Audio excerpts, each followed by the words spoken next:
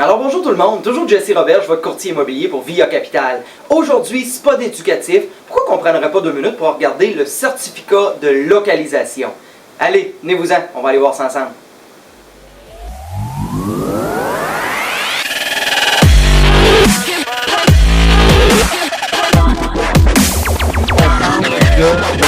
La vente immobilier, simple de me rejoindre. Bonjour, chers amis Facebook, toujours Jesse Roberge, votre courtier immobilier pour Via Capital.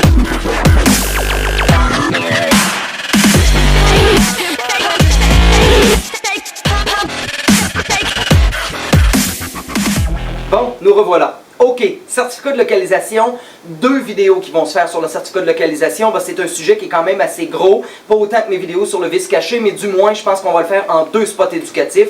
Le premier, aujourd'hui, on va regarder quand est-ce qu'un certificat de localisation doit être dû pour être refait, qui doit payer pour le faire et qu'est-ce qui arrive si je ne le fais pas faire avant de vendre ma propriété. Alors, à ce moment-là, on commence avec le départ. Quand est-ce qu'on doit faire un certificat de localisation? C'est clair, net et précis. Écoute, on les entend toutes de toute façon. Mon beau-père a dit, mon oncle a dit, c'est bon 5 ans, c'est bon 8 ans. Un certificat de localisation. Point de vue notaire, parce que ça prend seulement un certificat de localisation pour vendre sa propriété. Alors, à ce moment-là, le notaire va nous demander ou exiger un nouveau certificat de localisation si nous avons 2 choses. Un changement physique sur la propriété. Si on roule à la dernière page, le plan, il y a toujours un plan qui détaille visuellement en vue d'oiseau la topographie du terrain, en fait, ou bref, ce qui se trouve sur le terrain vu d'en haut. Si on a rajouté ou on a enlevé un morceau, par exemple une piscine, un spa, ajouté, enlevé, que ça soit une bordure le long de l'entrée, une haie de cèdre, une clôture, ça a été mis ou retiré, bref, le plan visuel n'est pas 100% intégral à la réalité de ce qui est vraiment sur le terrain, on appelle ça un changement physique. Physiquement, il a changé quelque chose sur le terrain. Oui, ça m'en prend un nouveau. Oui, mais Jesse, j'ai enlevé mon garage. Et c'est sûr qu'il n'empiètera pas chez le voisin. C'est pas grave. Ça nous prend un certificat de localisation conforme et à jour. Alors, à ce moment-là, s'il y a eu un changement physique, on doit en refaire faire un. Deuxième point, si on a eu un changement juridique. Un changement juridique, ça veut dire changement du numéro de lot. Tout ce qui est écriture, autrement dit. Pas physique, c'est vraiment écriture.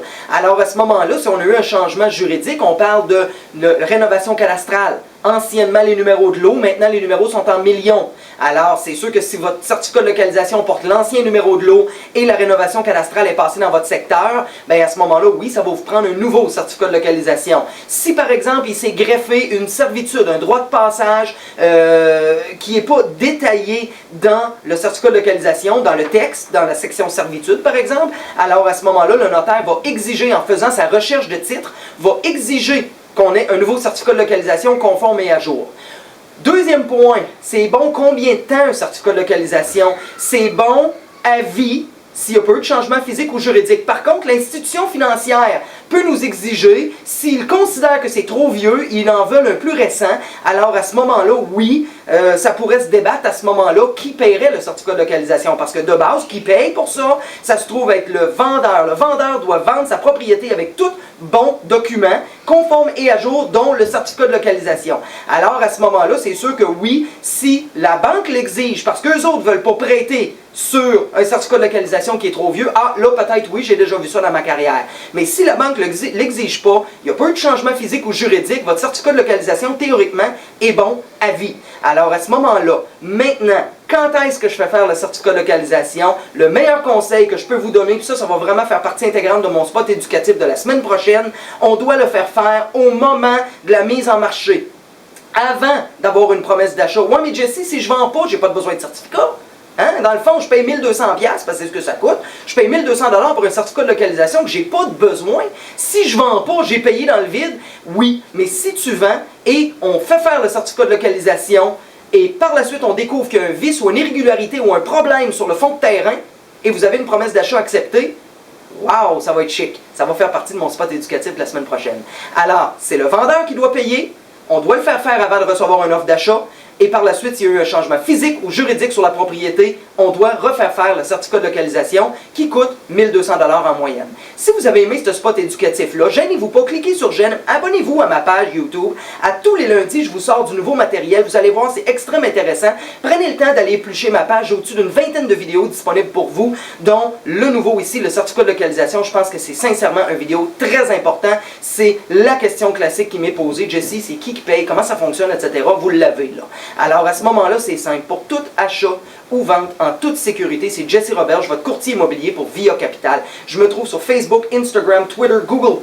Vous tapez dans Google Jesse Roberge, courtier immobilier, je sors de partout. Bref, c'est simple. 418-627-3333. 418-627-3333.